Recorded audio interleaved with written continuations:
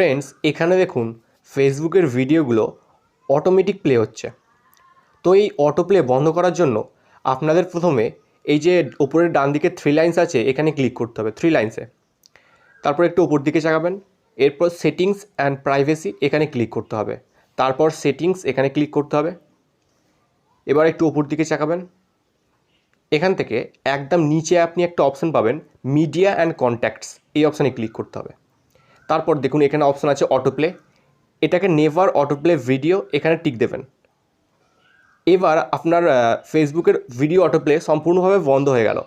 Friends দেখুন এখানে ভিডিওগুলো কিন্তু আর অটোমেটিক প্লে হচ্ছে না, এবং সাথে সাথেই এখানে একটি ভিডিও প্লে করার বাটন চলে এলো, এবং আমি যখন এই ভিডিও প্লে বাটনে ক্লিক করব তারপরেই কিন্তু ভিডিও চালু হবে। এর আগে ভিডিও কিন্তু অটোমেটিক প্লেয়ার হবে না, অর্থাৎ ভিডিও অটোপ্লে সম্পূর্ণভাবে বন্ধ হয়ে গেল।